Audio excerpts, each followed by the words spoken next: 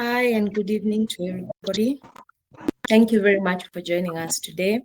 Thank you to each and every person who's taken time to join our conversation today. My name is Jess Wanjohi. I am the host of this webinar. On behalf of Workpay, I would like to welcome you to the very first of our series of webinars this year.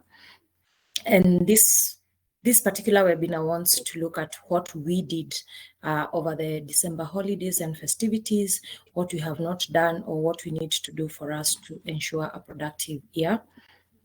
We know the conversation is long overdue, but we still know that there's still a lot of potential to salvage what is remaining of this month as we kickstart our planning for the year. With me are two wonderful guests, but also our moderator for this session. Her name is Cynthia. I will let her take the conversation over, introduce our guest, and introduce the conversation. We want to ensure that in the next 1 hour, we have tackled all the things that pertain to planning for a productive year and also looking at how we can overcome holiday fatigue. A few rules of the house. Number one, this webinar is being recorded for purposes of the ability to go back to re-listen and get some of these gems out of it. But also for purposes of the people who may have missed this and would want to revisit the conversation. If you have any questions at any time of this conversation, feel free to drop your questions at the Q&A session, and our speakers will be attending to them as they come. Feel free to talk to us about your different experiences and allow us to answer some of the questions that you may have as pertaining to your well-being. And I'm very confident that our speakers will be able to drive this conversation in the right direction and will be able to do a great job. You are all on listener mode, and unless there is need for us to ask questions or to speak, we will give you permission. But for now, everybody is on listener mode. We hope you will enjoy these conversations as we also look forward to enjoying it. Allow me to hand it over to Cynthia to take over the conversation. Over to you, Cynthia. You're welcome.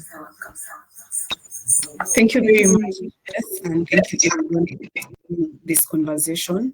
We really look forward to an exciting conversation so that we can also hear why are we all tired all of a sudden, and it's after the holidays.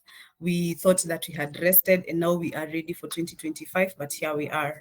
So joining us today are our two able speakers. We have Esther Katiba, who is a holistic wellness champion and a certified HR practitioner.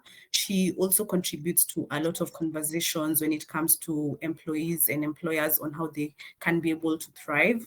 She has started her own conversation and she's the founder of this conversation, that is Conversation with Esther, and I'll later on give her an opportunity to be able to speak about that and also to give us a little bit of information when it comes to what we're discussing. And then also we are joined by Alex Jalemba. He is a medical doctor and head of clinical operations at Checkups, and his expertise in this conversation is invaluable because he's going to give us the health side of things in overcoming fatigue. So I think I can hand it over to Esther for her to start introducing herself, and then Alex, and then after that we will now begin with our questions. Karibu sana. Thank you, Cynthia. And hi, everyone. My name is Esther Katiba, HR consultant, legal professional, and a mental wellness coach in the workplace. Thank you. Nice to have you here. Alex, over to you. Yeah, good afternoon, everyone. My name is Alex Jalemba, head of clinical operations at Checkers Medical Center. Pleasure to having this opportunity with you. All right, so I just want us to get into it. And for me, I want us to look at this in terms of the goal for this session is to help us as employees to recharge and focus so that we can have a productive 2025 year. I know when the year usually ends, we're all like, next year will be the best year yet. So to be honest, even for myself, I already feel tired. And this is after the holidays. Like for us, we took 2 weeks of break, but even after coming back, I still feel a little bit tired. So I want us to just hear from Alex, from you. It would be good to understand the science behind us feeling tired, even after the holidays. You can just maybe highlight that for us so that we get to understand, I mean, physically, why we're tired. Doc. Okay, for the topic of the tiredness after the festive season, what is just the exhaustion and the mental burnout that often follows the festivity season or the hustle and bustle of the holiday season. All that is socializing, decorating, whatever you did during the festive season, cooking, and sometimes stress with family dynamics can take that toll for it, leaving you feeling more tired than rejuvenated after the festive season, because most of you after the 2 weeks, you head back and forth going on just to be with your family. Others had some plans for the December holiday or the festivities. This is what we have to do. So after the transition to coming to work, they feel that they are still burnout. So that is the science between the fatigue that you normally get, especially after the holiday. Right. I think for me, for the ladies who are in this conversation, most of us, our house girls had left, and we were the people who are taking care of each and everything. So maybe that's why we are still tired even now. Yeah. So, and over to you, Esther. So, how as employees are we able to refocus our energies and come back into the office after the holidays? Cynthia, I took a whole 1 month and I'm still tired. I actually didn't work the entire December and I'm still tired. I think the longer the holiday, the more tired you become because you run up and down, and there's a culture of us being very busy. We are either sleeping or not sleeping, oversleeping or not sleeping, so your body kind of gets into a different pattern.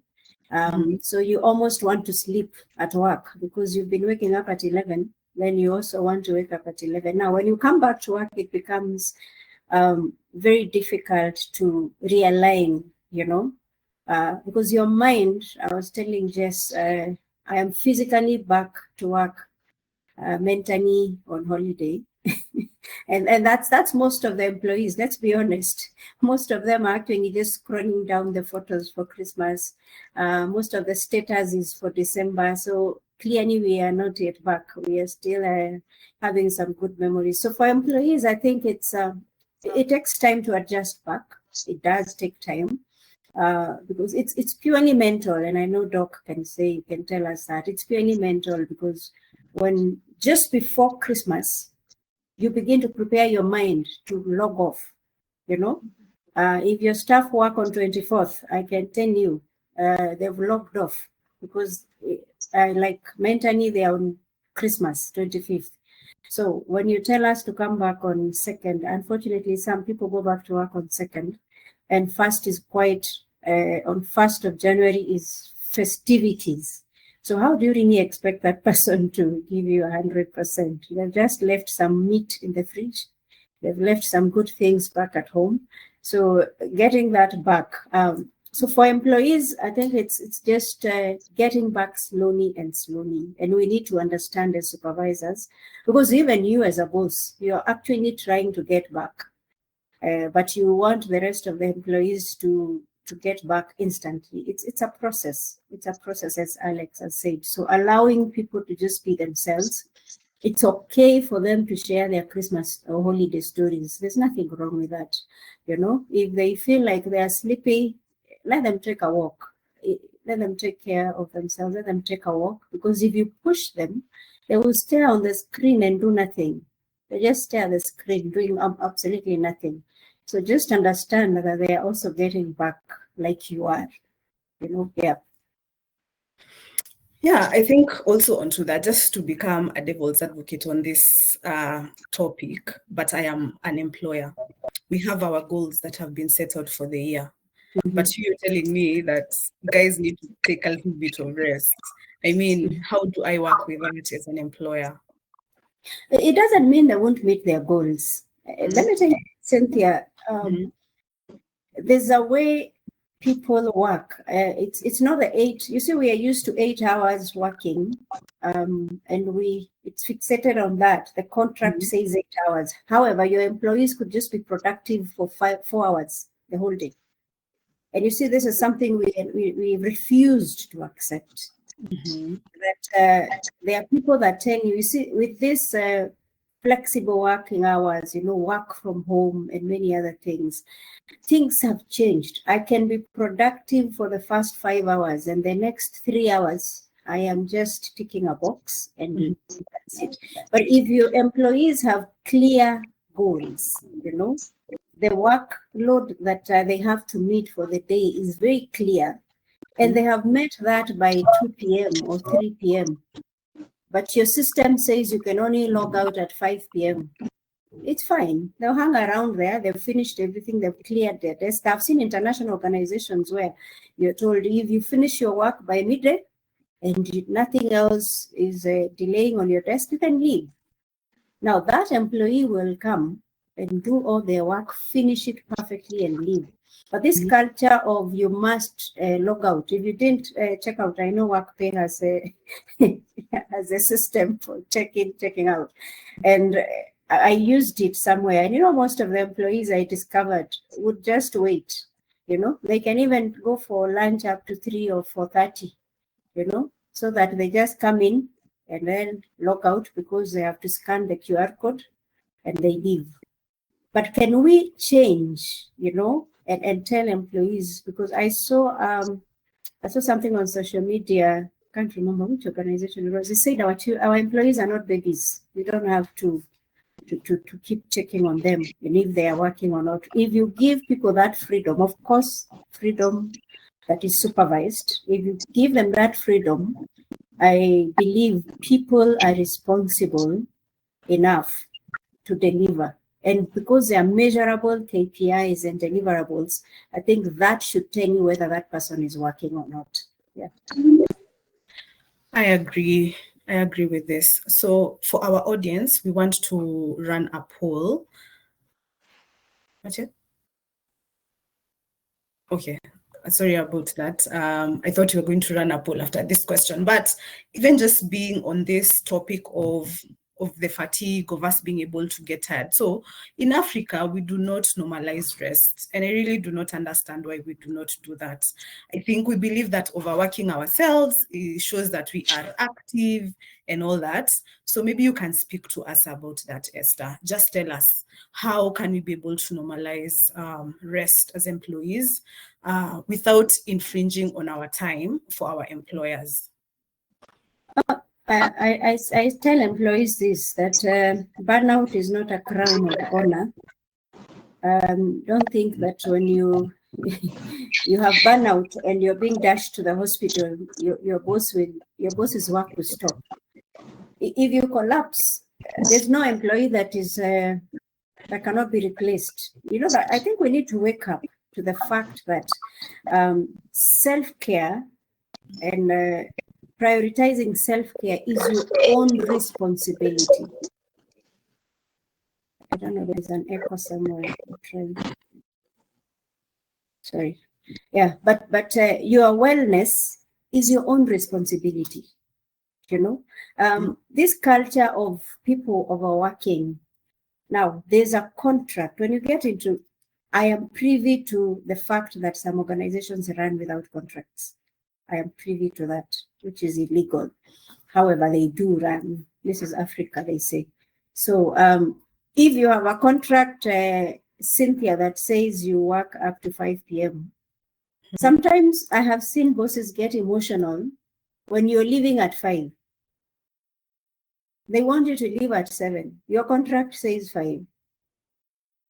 There's, I don't know, Alex will tell us how long someone can actually sit in and work. But when you're given a contract for 8 hours, you have lunch breaks there. And I want to speak to people on those lunch breaks. Most people, because of the workload, will take their lunch at their workstation. Your laptop is on. You're just here feeding and typing and feeding and typing. Are you really on a break? because legally it's called a lunch break. Are you really on a break? And I'm seeing just smiling, because you need to leave your desk. It's important. I have done the same mistake, and I want to admit, because you have targets to meet. You want to do some work and finish it. You're being pushed for a report. You got to work at 7, possibly, and you're leaving at 5. You're supposed to leave at 5, but then you leave at another 7. You had your lunch and your tea at your desk. So literally you worked 7 to 7. No break. So burnout, backaches, migraines, and all these others are bound to catch up with you. So it's not just for the importance of the employee. It is also important for the employer because of the medical bills, the productivity levels. It's not just absenteeism, the sick leaves that people keep taking because of fatigue. We go to Dr. Alex and he says, I see nothing, just go home and sleep. So now you're given a sick off for 3 days because you refused to even rest for that 1 hour break. So I think we need to know that it is important. It's not just for the employer, but it is also important for you. When you know how to take care of yourself, for yourself, not for anyone else. I don't know how many on this call, I think we are 72 or so. How many on this call for 2025 diary, they have set aside time throughout their diary for rest. Everything else appears on your diary except yourself. Back to you, Cynthia. Let them digest that. Yeah, I'm telling you, I'm also digesting it over here. Yeah, but also I want to speak to Doc. Now, Doc, tell us, as these employees, we are here, how is burnout affecting us? How is us not resting affecting us, especially physically? Because I know Esther has just touched a little bit on our mental well-being, but physically, how is this affecting us, the fatigue, if we do not understand where or when we need to take breaks? What happens to our bodies physically? Okay, so for us to take breaks during our activity, we have a 24-hour plan for ourselves, 8 hours for working, 8 hours for leisure, and 8 hours for sleep. How do employees utilize the 8 hours for sleep and 8 hours for leisure in a 24-hour shift? Because most of us don't do that.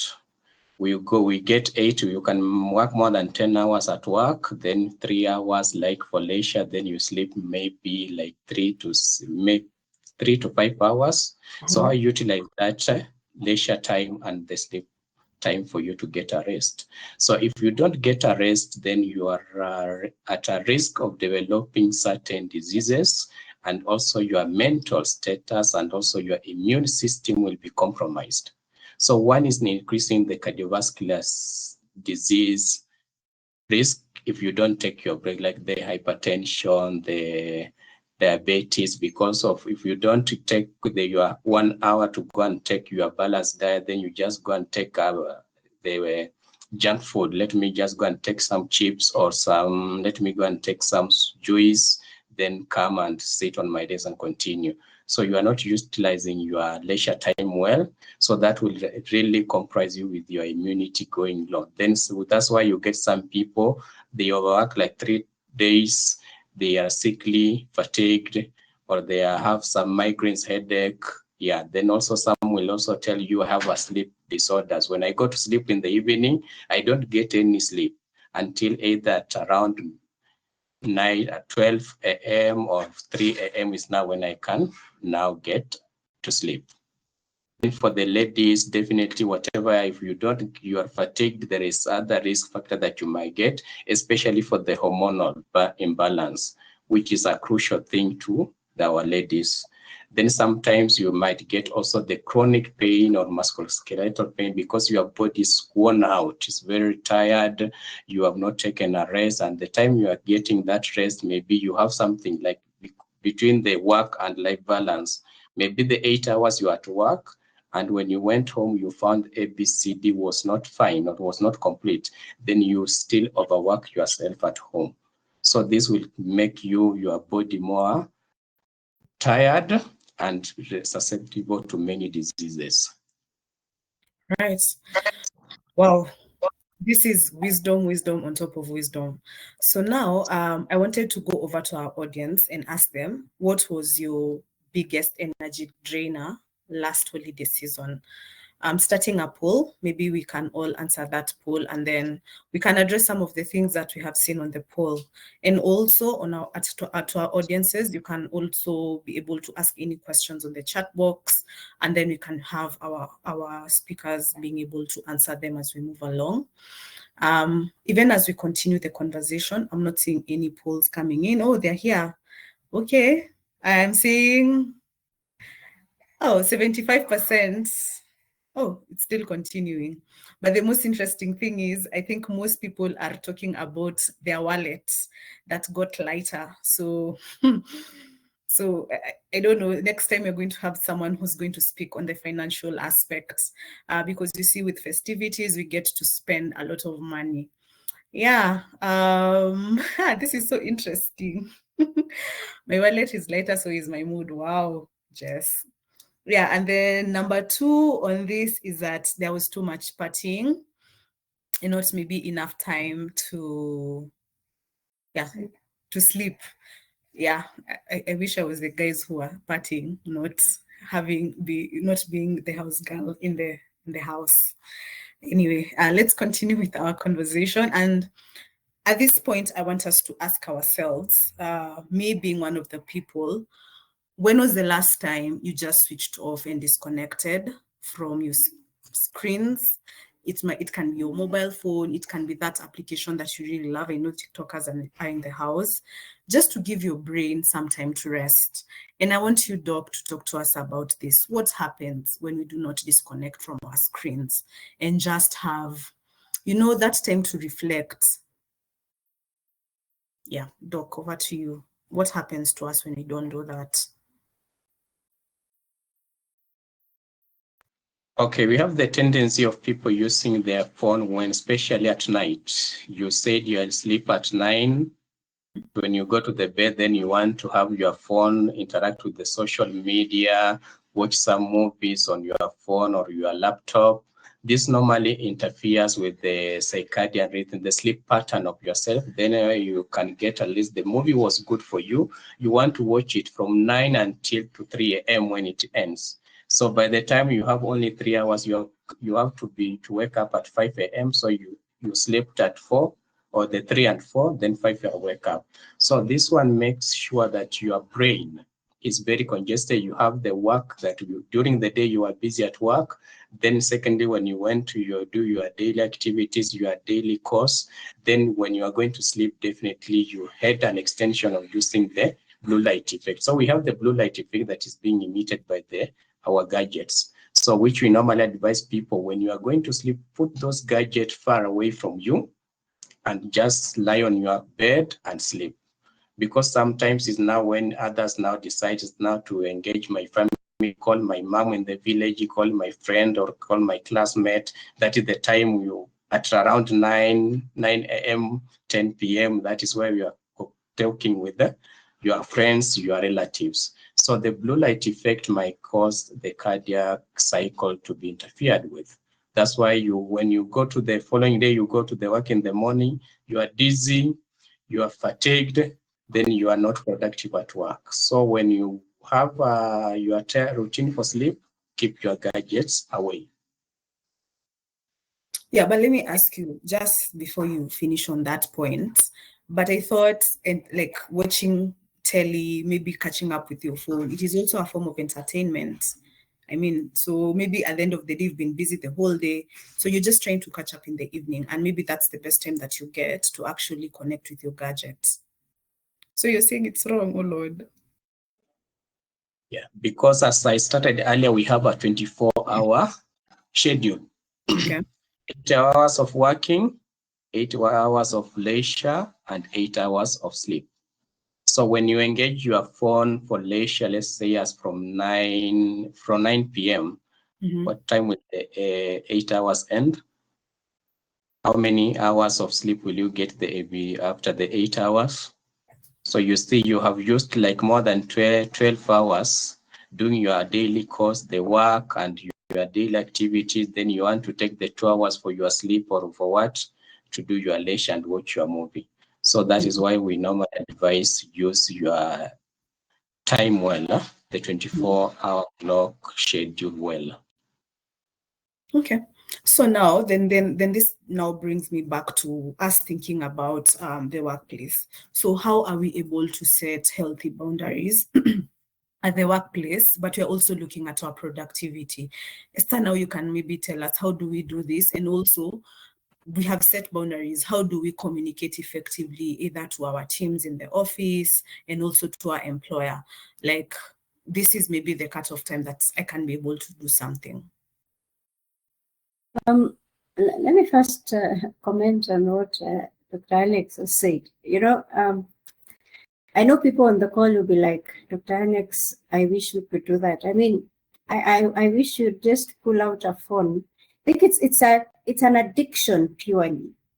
You know, a phone has become an addiction, just like work. There are people who are just addicted to work. So I think it's people need to just know it's an addiction. If you withdraw someone's phone, have you ever given someone your phone to make a call and then all of a sudden you're looking for it? You know, it's something that is always near you. You don't even want it away. But when it comes to boundaries, you know, Cynthia, it's a conversation that is ongoing. And I have often told employers, with all respect, it's important to allow employees to disconnect. And I know that is what employees have really been fighting for, because you get to work at 7:30, you leave at 5:30 in the evening. On your way home, there are calls coming in. On your way home, there are emails coming in. You get to your house, do 1, 2, 3. When you're going to bed, Dr. Alex, some people literally sleep with their laptops and phones next to them, waiting for an email. And you know what we have done? The mistake we've also made is that we've activated work emails on our personal phones. So it becomes very difficult to disconnect. As you try to go on TikTok to relax, an email from your boss pops up. And then your boss will tell you, I didn't expect you to respond to it. But clearly, what does that mean? When I see it, it creates that anxiety, and I want to respond to it. I begin to process that in my mind, you know. So number one, I tell people, your personal phone should really not have your work things in it. If you can, please. Number two, unless the office is burning, please try and rest. Try and disconnect. I know what it is. I have been a victim, Cynthia, of pulling my laptop in bed, and then you sit up. You see, you've seen something pop up on phone, and now you sit up and open your laptop in the night. It's very unhealthy, you know. And for bosses and supervisors on this call, it is important that you allow people to disconnect. They will be more productive tomorrow, you know. People have quit jobs not because of the salary. Sometimes it's the pressure of work. When you hear people telling you they have pressure at work, you've been sent, your supervisor demands a report that normally would take that supervisor 5 hours, but they demand from you in 1 or 2 hours. So clearly what you're saying is that person cannot sleep, they cannot rest, you know, and they'll be fatigued. Their productivity will be affected. So those boundaries of even phone calls in the night, you know, surely. Cynthia, you allow me to say this. Someone calls me at 11 in the night. I'm somebody's wife, for heaven's sake. You know, I'm somebody's mother. I need to attend to my children. So let's respect people's space, you know, because when they come to work at 8, they give you their all. The rest can wait, unless it's such an emergency. Because you see, when you know it's only emergencies that you respond to in the middle of the night, you'll be okay with them.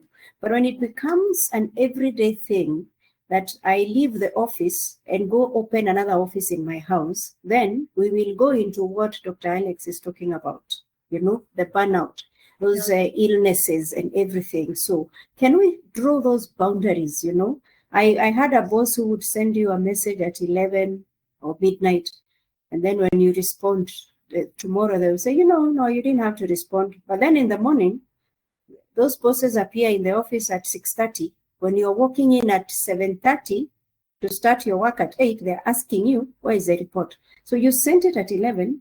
You didn't expect me to respond or to work in the night, but then you want it by 7:30. When was I supposed to work on it? So let's be human, because people have families, people have a life, people have their health to take care of, you know. So unless it's burning, let's just push things to the, and it's, you know, it's for you, Cynthia. People have to set boundaries. You know, it got to a place, and I told my other colleagues, you know, when it gets to this time, there's a boss that would call me late, and I would politely say, excuse me, sir, it's my time with my family. With time, he got used to it, and he never made those calls. Because when I'm getting home, you're beginning to call me now from 8 to 11, surely. When will I attend to the baby, like you're saying? You know, you have a family, your employees have a life within the organization and outside the organization, whether it's a family or they're just partying with their friends. There's a social aspect of every employee. Let's respect it. Yeah. Okay, I think we can go over to the audience. We have a few questions, and I think this question is for you, Esther. It is being asked by Isabel Gidaka, and she's asking, what strategies would you recommend for employees to effectively manage external pressures, such as family or financial stress, while maintaining productivity at work? So how can you be able to do this? Sorry, for financial stress and what? So what strategies would you recommend for employees to effectively manage external pressures? So I think external pressures that come with family, financial stress, but also remain very productive at work.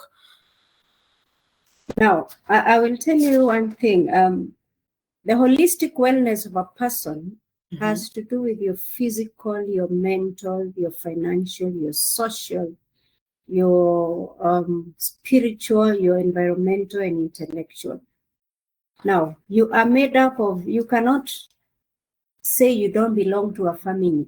Unfortunately, you will always belong to a family somewhere. You will have financial stress, and I think I had the comment, we will bring someone to speak to us about financial wellness, because when your finances are not well planned, you will get into the stress, you know, that that you're trying to run away from. So the easiest way to get away from your financial stress is to plan. I am not there 100%. So we are not speaking here because we have our finances 100% in place, but it is important to plan, including for your holiday. It is important to plan. And I know there are people that literally go for holiday only on the balance after they have paid rent for January, they have paid school fees, they have paid every other bill. What remains is what they use for holiday. And they have trained their children that this is what we have. Our rent for January, Feb will be this much paid. Our other bills will be this much paid. The balance is what you have to spend. So plan your finances well, you know. Family matters. I know sometimes they drag into the workplace and many other places. You can only do so much. You know, there's so much about family, and there's this thing, Jess, I think we need to talk about it, and Cynthia, black tax. You know, black tax is common. You have someone with a wedding, there's a burial, there's something. I met a friend of mine the other day, and she told me she has set aside 20,000 shillings per month for black tax. When it gets beyond that, she tells the family members, this month's budget for black tax is gone. You wait for the next month. So whatever amount you can set aside, and I think we need that discipline. For family issues, it is important if the issues are too heavy and they're affecting you in the workplace, please seek help. You know, seeking help is not a sign of weakness. Ask for help. And it is important that we normalize conversations with therapists or psychologists. We don't go to consultants or therapists because we are unwell. You know, we go so that we can speak out and share our issues. No HR or boss will tell you, don't bring your family issues to work. Actually, you're one of yourself, you're a family issue. You know, you are a whole family issue coming to work. So you can't tell me not to bring my family issues. I am made up of all those components, right? So it is also important that workplaces prioritize giving employees the support they need. Get people to speak to them, you know, get organizations, you know, that can partner with your company financially to help support your employees. Because sometimes maybe the salary is not enough, and that's what is stressing them. It's not just overspending that stresses. It may be the salary is not meeting the needs, you know. So it's important that workplaces also take care of their people in those 7 pillars. Take care of the mental wellness of your people. Take care of their financial wellness. Get them people and maybe partners that can support them. Take care of their social wellness. Allow them to have time out of work. You know, don't follow them into their bedrooms. Don't follow them into their social lives. You know, don't drag their issues into the workplace. I saw you, Cynthia, yesterday. I saw you. I mean, I have a life after work. You know, my contract between you is up to 5. What I do with 5 p.m. to tomorrow 8 a.m. is up to me. But let us also prioritize our wellness. It is your responsibility. Your mental wellness, your physical wellness, your social wellness is entirely your responsibility. It's not your employer's responsibility. Yeah. Oh, that's very comprehensive and also nuggets. Guys, we're getting nuggets over here. I want to run another poll, and this poll is just to know how many of us can be able to survive without checking their phones. So how long can you be able to do this? Yeah, let's see. Even for myself, I don't know how long I can stay without looking at my phone. I think every time it flickers, when I see the light, I'm tempted to actually check it out. And I think sometimes when you do that, even when you're having conversations and you're always checking your phone, it means that you're not maybe giving focus to the person that you're speaking to. So our number 1 over here is a couple of hours if I'm really focused. Good for you. Yeah, so that's the highest actually. Most guys are going for a couple of hours. Do we have people who can be able to disconnect for a whole day? That's a question that I would learn to see. Maybe the poll in the audience, you can quickly just tell us, can you be able to disconnect for a whole 24 hours without your phone, without any gadgets, and you get paid for it? I wish someone could pay me to actually do that. I think I would do it in a minute. So even as we continue with our questions, so Esther, tell us, how do we set ourselves this year for success by reframing how we think about productivity? How do we set ourselves up for success this year? Good. I think it's in planning. It's in planning. And holidays, of course, help us rest, but they are also very ideal for you to re-strategize. You know, I am that one person that I don't know, people never understand that I can go to Mombasa and not get in the ocean. I am the type that wants to go sit and just reflect. That's my way of resting. Everybody has their way of resting. Some people just want to make a lot of noise. Others just want to, but planning, know what works for you, plan. Now, setting goals is, if you set 5 goals in 2024 and only met 2, carry forward the 3. You don't have to set new ones. If the 3 are still important to you, you don't have to set new ones. You know, we have the pressure of just looking like we have everything in place, and everyone else is saying, I'm setting my goals, I'm doing this, and so you dump the others, and you didn't meet 3 of which were important to you. You know, planning will help you walk into the next year. Now, for productivity, you need to focus. You know, you can't do 10 things at the same time. Let's just admit there's so much everyone can do, and we don't have the same capacity as individuals. Cynthia may be able to do 10 things at the same time. I might be, sorry, the kind that does only 1 or 2 things. So don't compete with other people as such. Learn to compete with yourself. I don't know whether you've heard that phrase. Compete with yourself. What have you achieved, you know? And then reward yourself along the way, even for the small wins. Reward yourself. You know? If you're waiting for people to reward you, it will take a bit longer and you'll be more frustrated. But for your productivity, you know what your goals are. You know, when your employer gives you the goals, the KPIs, go back now alone and break them down, break them into smaller bits that you can be able to digest and achieve yourself. Because what the employer will say is that we need you to raise maybe the sales from this amount to this amount. But then come and, that is monthly or quarterly. Now come and break them down to monthly, weekly, to daily, per hour, something that you can digest, something that doesn't strain you, you know. Seek help, you know, seek help where necessary, because again, if you're on your own, you might not be able to achieve as much. If there are people that you can team up with, you know. Now we have a, I don't know whether it's an African problem or what it is, because the other day I met some people and they are on the same block of an office, and each one of them has their own Wi-Fi, which they are paying 3,000, each one of them. And then door to door, you know, and I'm thinking the 5 of you can just be paying 1. You know, I want to own my Wi-Fi. You want to own yours, Cynthia. You want to own yours, Alex and Jess. You know, why not come together? So when you pull resources together, you're able to do much. You know, tag along people that are resourceful.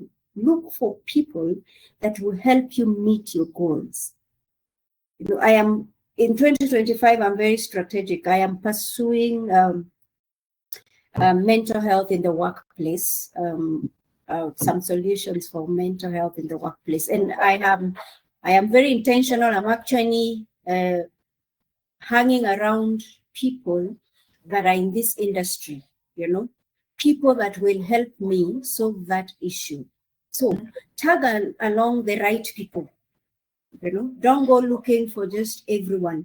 It's not everyone that may be important in your journey. They may be good, but all of them are not very important for your journey. So see who you need in this journey, tag along them, and then improve in just a minute if you can allow me. Kindly. Okay. Maybe Esther, as Esther connects back, Alex, we are in 2025. How do we set our health goals? I know it is the second week of January, and we are all flocking the gym. How can we be able to have maybe milestones that we can be able to achieve, especially when it comes to our health, which is a priority? Okay. The first priority for you making good 2025, you are in a good health, is annual general checkup. At least everybody should be able to do her annual checkup, just the basic mental status, the body physicalities, to do everything, just the mental and also the general body checkup, where you can at least be able to get a clear or early diagnosis of certain diseases and also on how to prevent it. And with the early diagnosis and the treatment, then it will give you a good health program this year. and also be able to share if you have any mental issues, especially at workplace or which is burdening you, make sure you share the information with your trusted, either the friends, relatives, or just the management at work who will listen to you. Don't put whatever is biting you in your head or your heart for yourself, because that is what will lead you not being productive, and also which may lead you not to have a good plan on completing your task that you have planned for. Okay. Thank you very much, Doc. I would want us to run another webinar, another poll. And this one is generally on when was the last time we took a break, like a real break. We switched off, all of us. Oh, we actually did. Oh, things are tying over here. So there's someone who said, this morning, I'm already up at resting. Then there's sometimes last week, I think, and as scrolling Instagram count as rest. And that's what I was asking you, Doc, when I was talking about I'm just basically resting by just viewing my statuses and posting photos of what happened to me over the holidays. So for me, I consider that as rest. So I think, Esther, you had not finished your answer. So maybe you can continue from where you left. Sorry for that. I was talking about productivity. Tag along people that will add value to you. I know we feel like we are more celebrated when we have crowds, but are they adding value? Look for people that are pushing you towards achieving your goals. Look for people that are speaking to your current and future. If you want to, Cynthia, if you want to become a CEO, hang around people that have achieved it, or people that are higher than you. If you want to fly high, you don't want to stay near the chicken. They don't go very high. You look for egos that will pull you up. If you have studied the character of an eagle, eagles just pick their young ones and take them very high and then drop them, so that you get yourself the strength to stay up. So for productivity, plan, number one. You will not go anywhere without planning. Hakuna flukes, it doesn't work that way. It doesn't work that way. You just can't be waking up and thinking that you will prosper by just sleeping and waking up without planning. So I think that's important. That's what I would clearly say. Yeah, and invest in yourself, in studying, invest in relationships, invest in networks, invest. It's not cheap. I did a post on LinkedIn recently, and I said, investing in networks is not cheap. Don't think that you're going to tell a CEO, the CEO of Workpay, to kutane na hapa chini. My friend, when you meet them, it will be at a cost, but make sure that what you get from that meeting is bigger than the amount you spend. Invest in yourself. Invest, as I've found Doc talking about wellness. I know you're talking about the gym. Invest in your health, invest in your mental wellness as well. There's no health without mental health. So just invest in yourself. Yeah. Thank you. Thank you very much for that, Esther. Now we are going to go over to our audience. Maybe you can ask any questions and our audience and our speakers will be able to answer them, especially around what we've been discussing, our health, well-being, our work and productivity. How do we set up ourselves for success this year? It can just be anything that is around that. And even as we are almost concluding on this topic, Maybe as we wait for the questions to come in, maybe you can just tell us generally, for example, like Doc, you talked about us being able to do basic annual health checks. How can that be able to help us? How can we be able to access such services so that we're able to just take care of our health? Doc? Okay, for the annual wellness, only as Checkers Medical Center, that is our major program in our facility. We are outpatient facility, but the annual checker is now what we normally advise most of the patient who walk in or any clients who come in, at least they have their annual check. So you can reach to us at Checkers Medical Center, or if you are not willing to walk into checkups, you can even contact any doctor, or you go to any website on our site and you can get those services done at your convenient time. Right. So there's someone who's saying that they are in the hospitality industry and they are the guys who are serving us while we are holidaying, and them, they were still at work. So maybe you can speak on that, Esther. And we want to appreciate you. Thank you for making our holiday experience good. Yes, but yeah, because most of us, we talk about going to hotels and the others, and we were served by someone who was working. But I think your organization should equally have your rest days, you know. So I discourage the culture in some organizations where people sell off their leave days. My friend, you're selling your health. You know, I think we need to wake up to the realization that your annual leave is paid unless your organization operates differently. So you will still be paid when you go to sleep.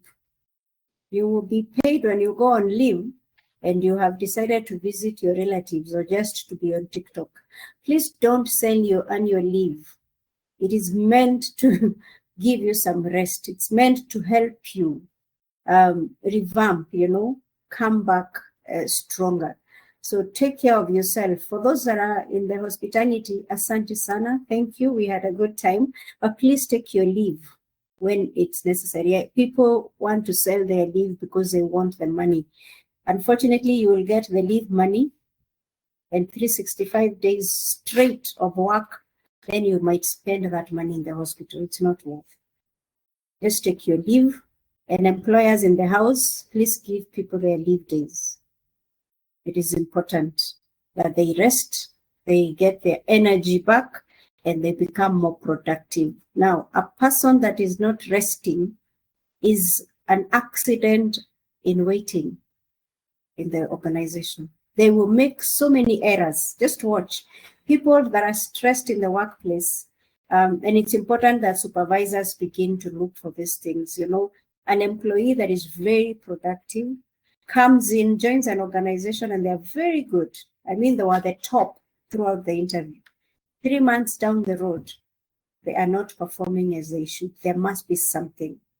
You know, don't just resolve to terminate them. It's important that you check on them, find out if things around them, the family, the finances, what is not working or what is, you know, if you see a lot of errors in an employee that has been very good, then it means something is not working. Don't be quick to terminate. I wish we had the same speed we have in terminating and disciplining. We have the same speed in checking on the employee and sitting with Cynthia and saying, you've really been a good employee. These errors you're making now are not the kind of errors you make. Could there be something, you know, that could be happening in your life? I always give this example. There's an organization I worked for, and I met a certain gentleman on the corridors, and he was very stressed. He said, I want to talk to you. He called me pastor. He said, Pastor, I want to sit and talk to you. So we sat, and he told me, you know what, now this is the third day I have missed to be hit by a vehicle by just a whisker. The third day. So I asked him what's happening, and he said, to be honest, I have an issue with my wife. you know, and he told me the entire story anyway. And the only thing I said was, please, do you have leave days? Yes.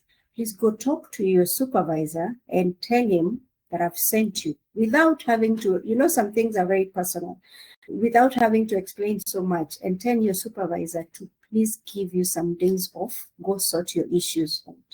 The gentleman went on leave. I think he even had 3 weeks or almost a whole month. That means a whole year he hadn't gone on leave.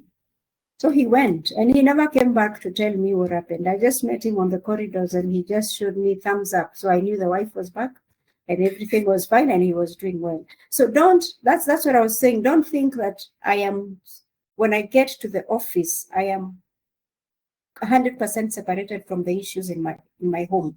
Actually, stress comes to the office from home, and it also leaves the office and goes back home.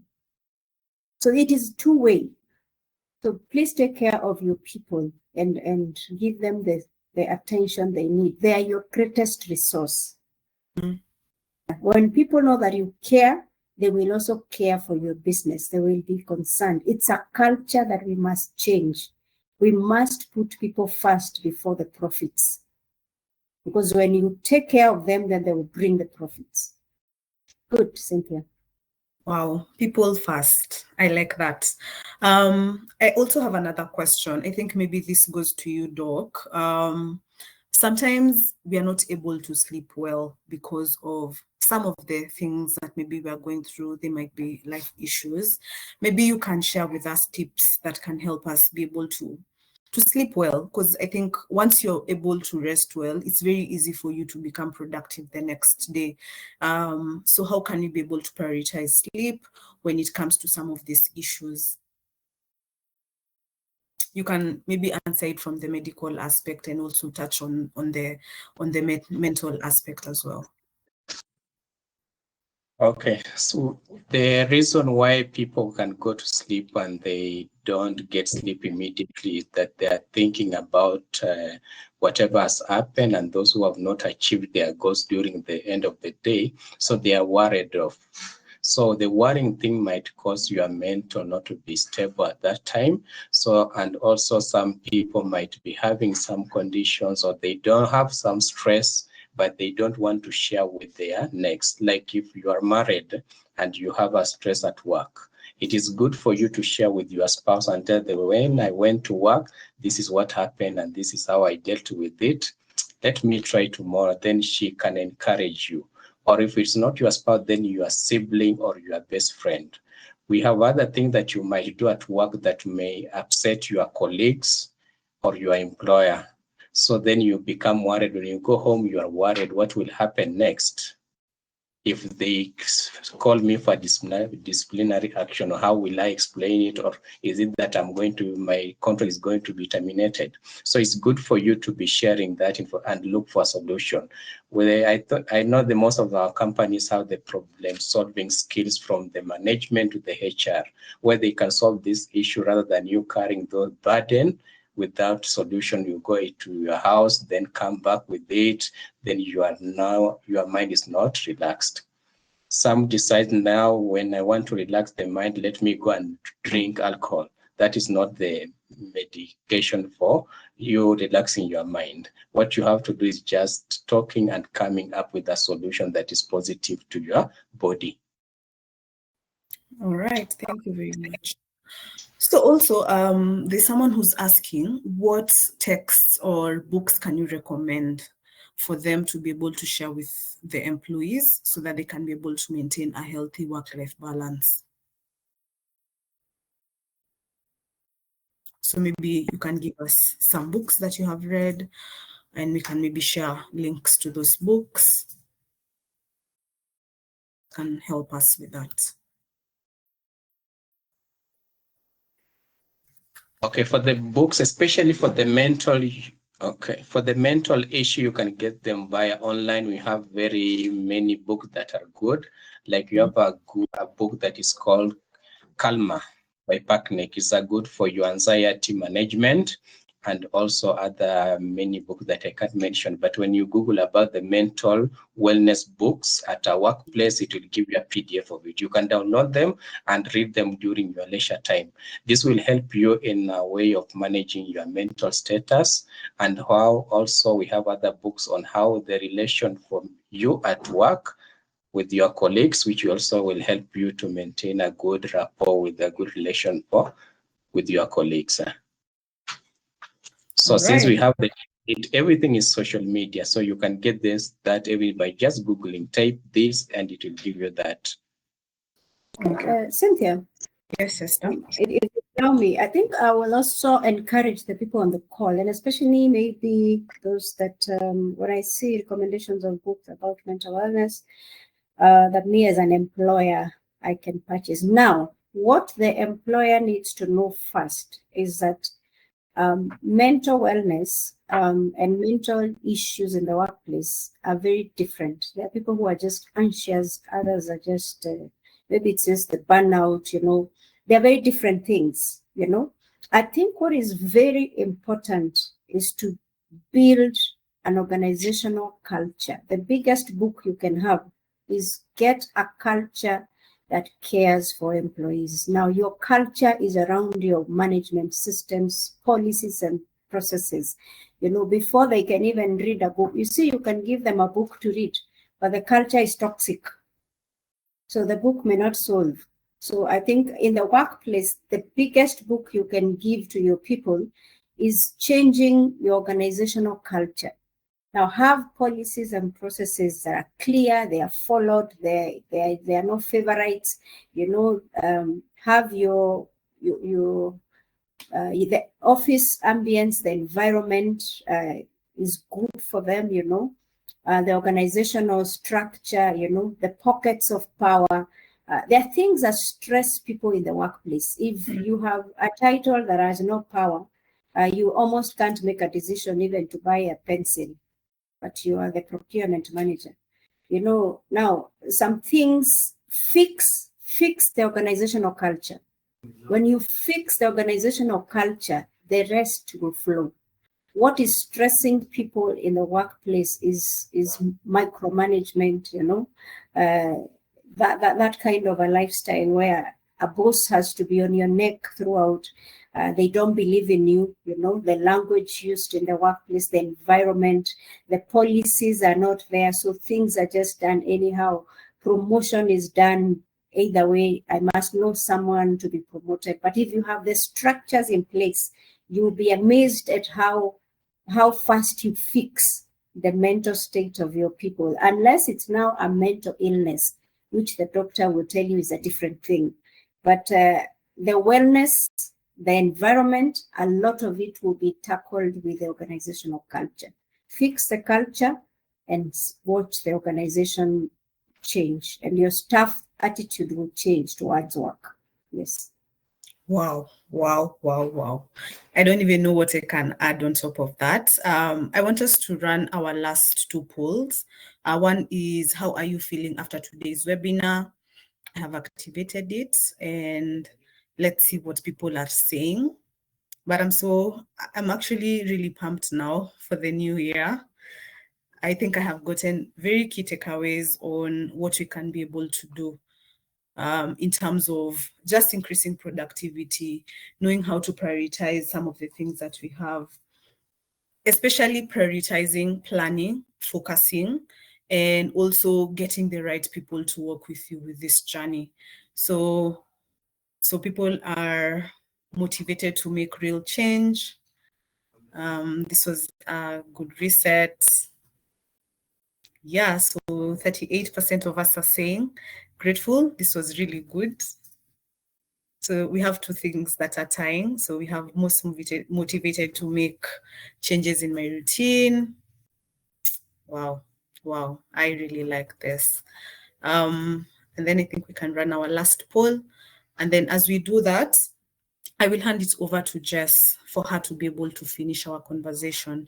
But I really thank you, our audience, for just attending and listening to us. And this was awesome because you see, when we are starting the year, it's a time to reflect, to refresh, And I feel like this webinar was really timely because we're beginning so that we know how do we prioritize in everything that we do, whether it's physical, whether it's mental, how are we able to prepare ourselves for the year. So Jess, I'll invite you back for you to be able to give us our closing remarks on this beautiful webinar. And we're hoping to have more of these conversations within the year. Thank you. Thank you very much, Alex.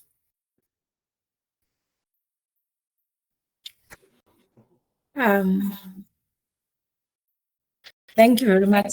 Yeah, thank you to your speakers. Thank you to everybody and time to stay on this call.